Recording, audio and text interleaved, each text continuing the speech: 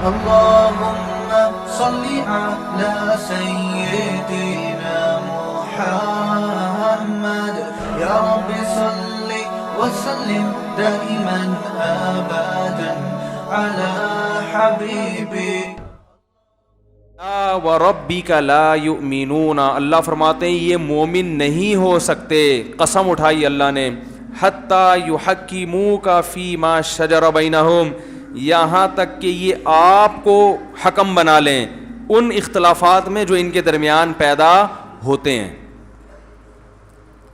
کسی بھی قسم کا جھگڑا ہو، حکم کس کو بنانا ہے؟ جج کس کو بنانا ہے؟ محمد صلی اللہ علیہ وسلم. یہاں نبی کی شخصیت مراد نہیں ہے، یاد رکھو، یہاں مراد ہے اسلام، جس کی تعبیر نبی سے کی گئی ہے. اس کی دلیل کیا ہے؟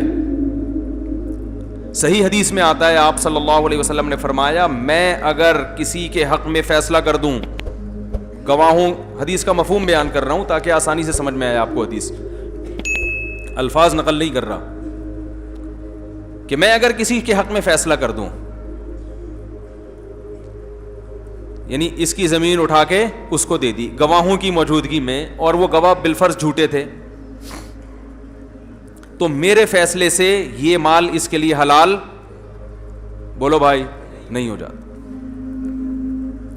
بھائی بعض دفعہ ایسے ہوا، ایک صحابی نے یا کسی شخص نے دعویٰ کیا کہ فلاں نے میرے پلاٹ پہ قبضہ کیا ہوا ہے، وہ میرا پلاٹ ہے. آپ نے مدعی سے دلیل پوچھی، وہ گواہ لے آیا، اس نے کہا دیکھو یہ فلاں کا پلاٹ ہے، یہ یا رسول اللہ یہ اس آدمی کا پلاٹ ہے. آپ نے ان گواہوں کی بیس پہ فیصلہ کر کے وہ پلاٹ اس کے حوالے کر دیا، یا کوئی مال تھا اس کے حوالے کر دیا، اور حقیقت میں وہ گواہ جھوٹے تھے. لیکن نبی نے تو، نبی عالم الغیب تو نہیں ہے نا، عالم الغیب تھوڑی، وہ تو اللہ جب وحی کے ذریعے کچھ بتا دے تو ٹھیک ہے، نہیں تو نبی صلی اللہ علیہ وسلم بھی ایز اے جج، ایز اے قاضی فیصلہ کیا کرتے تھے.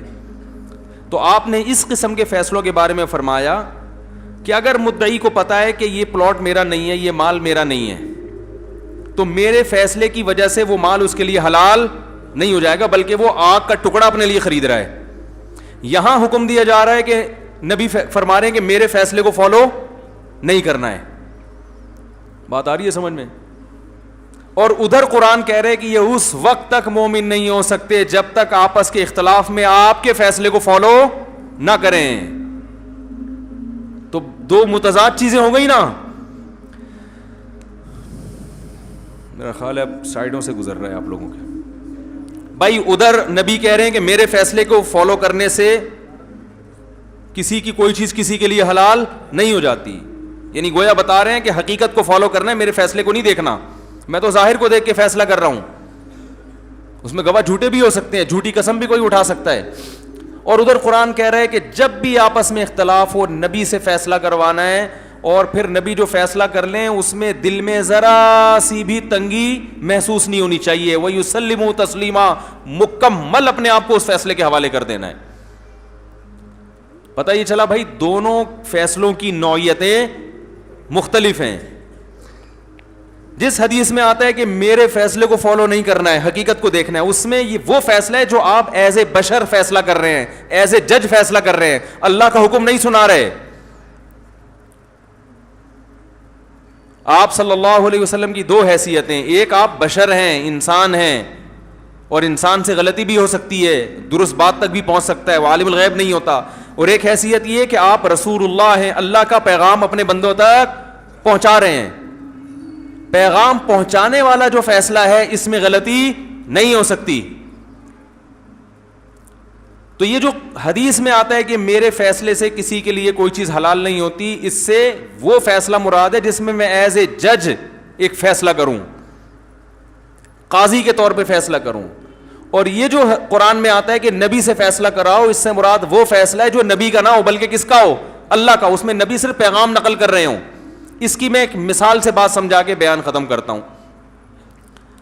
دیکھیں جھگڑا ہوا دو بھائیوں کا، بہن بھائی کا آپس میں جھگڑا ہوا وراثت پہ. ابا نے 3 لاکھ روپے وراثت میں چھوڑے ہیں اور 2 بچے چھوڑے. انہوں نے بڑی تمیز سے زندگی گزاری تھی، ایک بیٹا اور ایک بیٹی.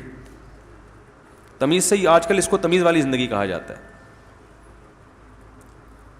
کہ ایک بیٹا اور ایک بیٹی, گویا کہ فیملی مکمل ہو گئی. حالانکہ یہ فیملی ابھی فیملی اس کو تھوڑی کہتے ہیں, فیملی میں بندے تو ہوں, لیکن چلو ابھی تو ہم مثال سمجھائیں گے نا, کیونکہ 6 بچوں میں پھر مثال کیلکولیشن مشکل ہو جائے گی. تو کبھی کبھی ہمیں بھی 2 بچے فرض کرنے پڑتے ہیں مثال سمجھانے کے لیے. تو 3 لاکھ روپے ابا نے چھوڑے, بیوہ بھی نہیں ہے اور ابا کے والدین بھی نہیں ہیں, صرف 2 بچے, ایک بیٹا اور ایک بیٹی.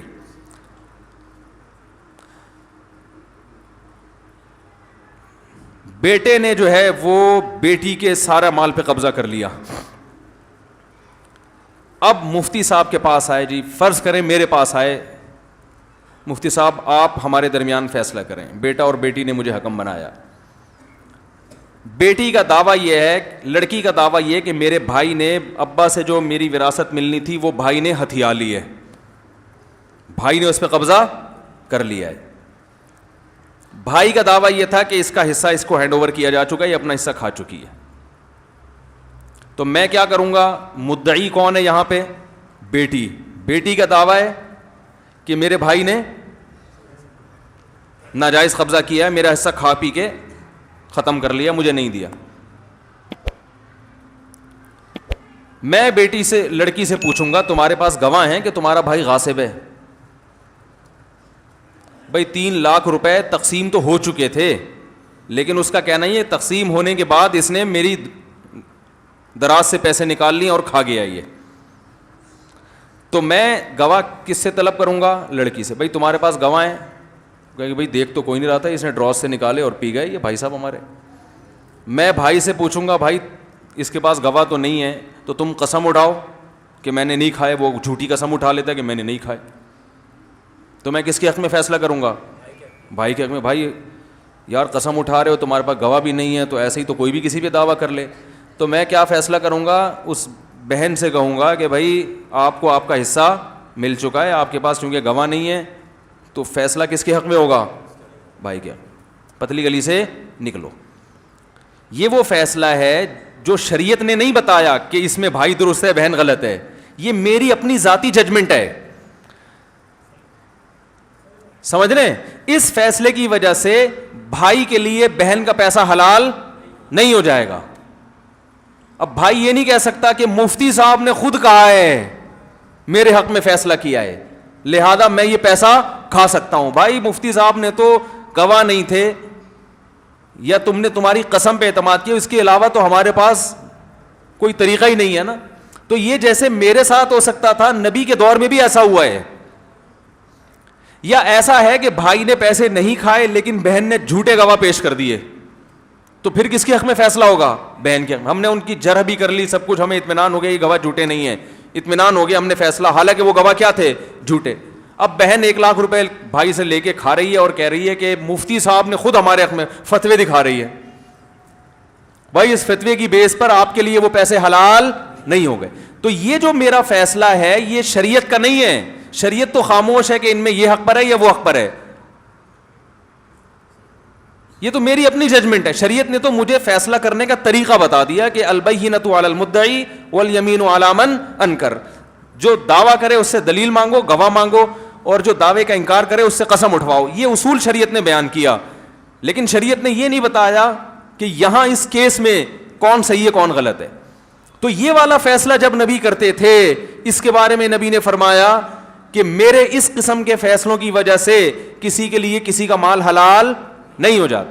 دوسری قسم وہ ہے کہ وہی ابا انتقال ہو گیا, 3 لاکھ روپے چھوڑے, وہ ایک بیٹا ایک بیٹی, 3 لاکھ روپے. بیٹی کہہ رہی ہے کہ آدھا مجھے ملے گا آدھا میرے بھائی کو, چونکہ ہم ابا کے دونوں برابر کے بچے ہیں, رشتہ ہمارا ایک جیسا ہے. اقوام متحدہ کے لاء میں بیٹا اور بیٹی میں کوئی فرق نہیں ہے. سمجھ میں آ رہی ہے بات؟ اور میں نے ابا کی خدمت زیادہ کی, اور میں غریب بھی ہوں, بہت سارے دلائل ہیں اس کے پاس, اور میرا بھائی تو ویسے ہی کروڑ پتی ہے, ساری زندگی میرے بھائی نے مجھ پہ ظلم کیا. اب دونوں آ گئے کہ جی مفتی صاحب سے فیصلہ کرواتے ہیں. میرے پاس آئے, جی بیٹھے دونوں, ہاں جی مفتی صاحب یہ میری سسٹر ہے, میں ان کا بھائی ہوں, میرا دعویٰ یہ کہ 2 لاکھ میرے 1 لاکھ آپ کا. بیٹے کا ڈبل ہوتا ہے, بیٹی کا آدھا. تو میں بیٹی سے پوچھتا ہوں کہ بھائی آپ کے پاس کیا دلائل ہیں کہ آپ کو پورا ملے گا؟ اس نے اقوام متحدہ کی پوری رپورٹیں پیش کر دی. اقوام متحدہ میں ایسا ہے نہیں, ایک مثال دے رہا ہوں, برابری کا تو قانون ہے نا, وہ وراثت کا نہیں ہے, لیکن ایک مثال دے رہا ہوں. مثال دینے پر گورنمنٹ کی طرف سے ابھی تک ٹیکس نہیں لگا ہے, تو وہ مثالیں دے مار 4.5 دیا کریں. تو بھائی 1.5 لاکھ وہ کہہ رہی ہے میں نے ابا کی خدمت زیادہ کی, یعنی اب دلائل دینا شروع کیا اس نے. مفتی صاحب ڈائری لے کے لکھیں آپ. میں نے لکھنا شروع کیا. پہلی دلیل کہ ابا کی میں نے خدمت زیادہ کی, اس نے آج تک ابا کو کبھی پوچھا بھی نہیں. ابا پہ میں نے اپنی جیب سے لاکھوں روپے خرچ کیے اور اس بھائی نے آج تک ایک دھیلا بھی ابا پہ خرچ نہیں کیا. دوسری دلیل. تیسری دلیل, ابا سے اس نے کبھی تمیز سے بات نہیں کی. تمیز, بھائی تمیز کے بارے میں ڈاکومنٹس بھی لے لیے, رپورٹیں لے لیں باقاعدہ, ٹھیک ہے نا, لیبارٹری ٹیسٹ کروا لیا کہ کس میں تمیز زیادہ ہے کس میں تمیز کم ہے.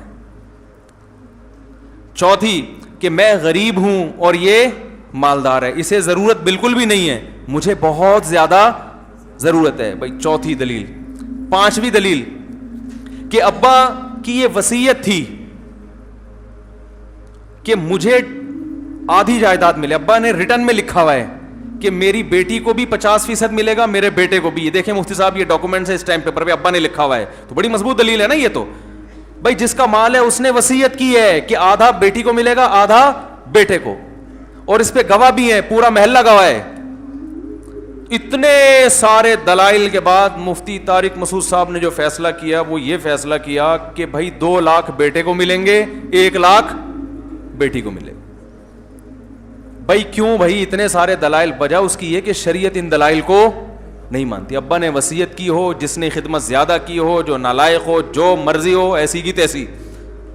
اسلام کہتا ہے جب باپ کا انتقال ہوا تو بیٹے کو دگنا بیٹی کو آدھا, ختم. اب اگر بیٹی اس فیصلے پر اعتراض کرے گی تو اسلام سے خارج, کیونکہ وہ میرے فیصلے پر نہیں, میری ججمنٹ پر نہیں, وہ کس کے فیصلے پر؟ اسلام کے فیصلے پر اعتراض کر رہی ہے. بات آ رہی ہے سمجھ میں کہ نہیں آ رہی ہے؟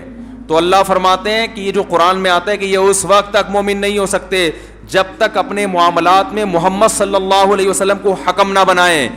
تو اس سے مراد نبی کی ذات نہیں ہے بلکہ اسلام.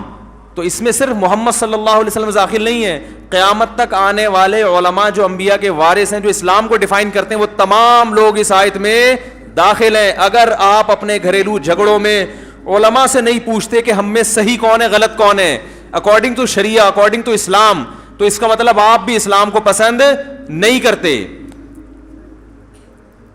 بات سمجھ میں آ گئی ہوگی انشاءاللہ. تو آپ کو اپنے تمام معاملات میں, چاہے وہ میاں بیوی کے جھگڑوں میں کیا ہے, کہ حقوق کا تو پتہ چلے کہ کس کا حق کس کا ہے. یہ کون بتائے گا؟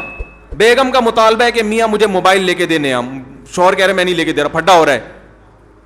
تو یہ علماء سے پوچھنا پڑے گا نا کہ بیوی کا حق بھی ہے کہ نہیں ہے.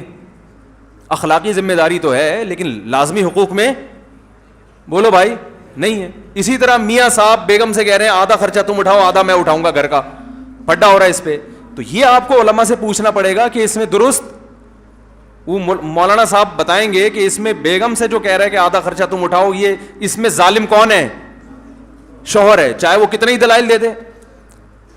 تو آج کل اسی طرح بچوں کے معاملے میں باپ اپنی اولاد پہ کتنا زور ڈال سکتا ہے, اپنے باپ ہونے کا کتنا فائدہ اٹھا سکتا ہے, اس سے آگے جائے گا تو یہ شریعت کی حدود سے تجاوز ہے.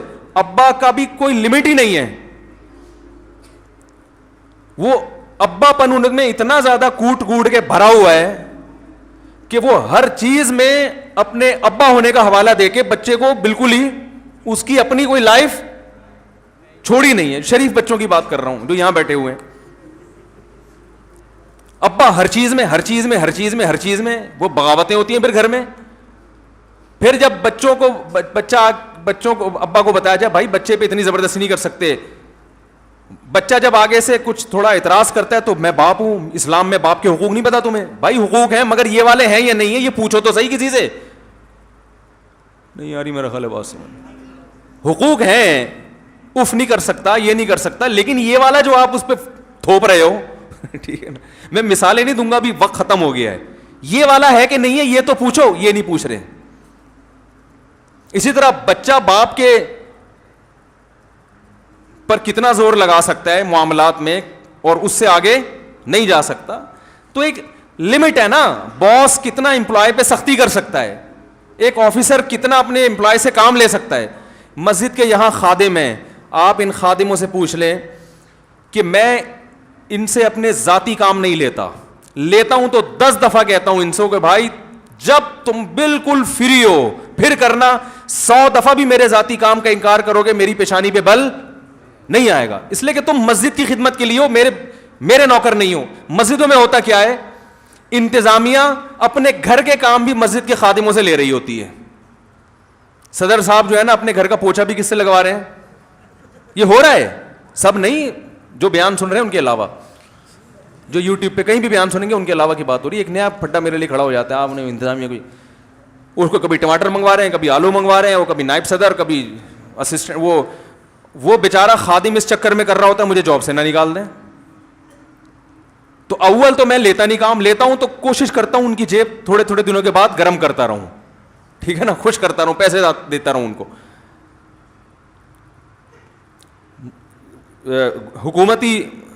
حکومت میں کیسا, جو سرکاری آفیسرز ہیں انہوں نے امپلائی کو کیا بنایا ہوا ہوتا ہے, اپنے ملازموں کو گھر کا خادم بنایا ہوا ہوتا ہے. وہ لے کر آ رہا ہے, وہ کیوں لے کر آ رہا ہے, وہ تمہارا کیا لگتا ہے بھائی, وہ تو بیچارہ مجبور ہے نا, تو یہ ظلم نہیں ہے کیا؟ تو مسجد کے خادموں سے اپنے ذاتی کام, اور ہر جگہ, یہ تو اتنا طویل موضوع ہے کہ وقت ختم ہو گیا ہے, ورنہ میں اس کی ایک مثال دیتا. تو بھائی آپ کو پہلے شریعت سے فیصلہ کروانا ہے کہ مجھے اللہ نے کس پر کتنا حق دیا ہے, اس سے آگے میں نہیں جا سکتا. اضافی کام کسی سے لوں گا تو مجھے الگ سے پیسے دینے پڑیں گے, اس کو تنخواہ دینی پڑے گی. پیسوں کا حساب دینے کے لیے تیار نہیں ہوتے. بڑے بھائی نے چھوٹے بھائی سے پیسے لیے, چھوٹا بھائی مانگ رہا ہے تو غصے میں آ رہا ہے. چھوٹا بھائی اگر بڑے بھائی سے حساب مانگ لے وراثت, تو بھائی کو غصہ آتا ہے کہ نہیں آتا, یار تم رشتہ داری توڑ رہے ہو. او بھائی رشتہ داری وہ توڑا ہے جو وراثت غصب کر کے بیٹھا ہوا ہے, جو مانگ رہا ہے وہ تھوڑی توڑ رہا ہے.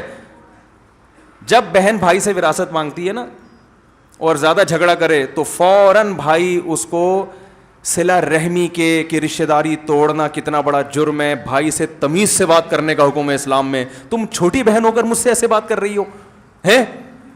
یہاں مفتی صاحب سے رابطہ نہیں کریں گے. یہاں ساری جو مفتی صاحب کی انہوں نے حدیثیں سنی ہوئی ہیں کہ بہن کو چاہیے بھائی سے تمیز سے بات کرے, محبت سے بات, یہ سارے تمیز کے جتنے فضائل قرآن و سنت میں ہیں یہ سارے فٹ کر دیے چھوٹی بہن پہ. پہلے آپ مفتی سے کسی عالم سے پوچھو, وہ بتائے گا کہ تمیز سے بدتمیزی سے بات کرنا اتنا بڑا جرم نہیں ہے, اس کے پیسے نہ دینا یہ زیادہ بڑا جرم ہے. آپ کو اس کے مانگنے سے پہلے ہینڈ اوور کرنے چاہیے. یہ نوبت کیوں آ رہی ہے, وہ بیل بجا کے تمہارا قرضدار ہر وقت گھر پہ کھڑا رہتا ہے. ایک صاحب مجھے کہنے لگے مالک مکان مجھ سے تمیز سے بات ہی نہیں کرتا, ہر 5 تاریخ کو آ جائے گا, گھنٹی پہ ہاتھ رکھ کے کھڑا ہو جائے گا کرایہ لینے کے لیے, ایک دن لیٹ ہو جاؤ وہ کر دے. میں نے کہا بھائی غلطی آپ کی, آپ ایک دن لیٹ کیوں کر رہے ہو؟ اب آپ کا ایگریمنٹ ہوا ہے کہ 5 تاریخ تک میں نے رینٹ دینا ہے تو دے دو, پہلی تاریخ کو دے دو. تنخواہ تو آپ کو پہلی کو ملتی ہے, وہ تو 5 تک مہلت دی ہے نا اس نے. تو ہر آدمی اسلام کو کیش کرا رہا ہے اپنے لیے, صحیح ہے نا. ویل للمطففین, ناپ تول میں کمی کرنے والوں کے لیے تباہی. اللہ فرماتے ہیں جب حق لینے کی باری آتی ہے زندہ باد, جب دینے کی باری آتی ہے ڈنڈی مارتے ہیں, جب لینے کی باری آتی ہے تو ناحق مال کھانے کے جو وعیدیں ہیں اسلام میں وہ سناتے ہیں. تو جی ہاں مہر بھی اسی میں داخل ہے. 25 روپے مہر میں نے بتایا تھا نا کچھ دن پہلے کسی نے دیا ہے, وہ تو ہاں مہر بھی دے دینا چاہیے.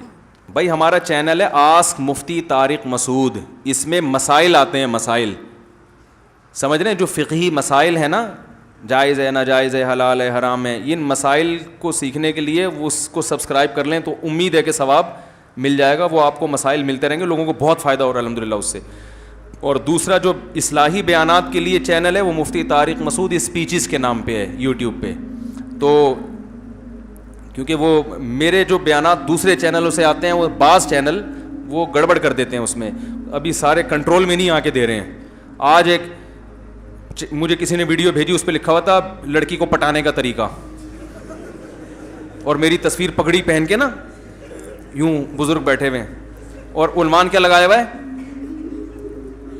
یار اگر پٹانے کا طریقہ ہے تو اس پگڑی کی لاج رکھ لو بھائی. تو میں نے فوراً ایڈمن کو بولا, مجھے کسی نے بھیجا, میں نے بولا ان کو اسٹرائک دے کے بند کراؤ سالے کو. تو وہ پھر معذرت کرنے لگتے ہیں, حضرت نہیں وہ اسٹرائک نہ دیں, یہ کریں وہ کریں. پھر کوئی آ جاتا ہے, وہ اب بند بھی کرائیں تو اتنا لاکھوں تک پھیل چکا ہوتا ہے جو امیج دنیا میں جا رہا ہے, یار ممبر پر بیٹھ کے لڑکی کے پڑھانے کا طریقہ بتا رہے, حالانکہ اس میں کوئی ایسا پٹانے وٹانے کا طریقہ نہیں ہوگا. تو اس لیے ہمارے جو 2 چینل ہیں نا, اس کو زیادہ سے زیادہ دیکھیں, اس کا میں ذمہ دار ہوں, اس کے علاوہ میں کسی اور چینل پہ کیا لگ رہا ہے اس کا میں ذمہ دار نہیں ہوں. نماز کے بعد مسائل کا تھوڑی دیر سیشن ہوگا, جو بیٹھنا چاہیں. سبحانک اللہم و بحمدک نشہد ان لا الہ الا انت نستغفرک و نتوب الیک.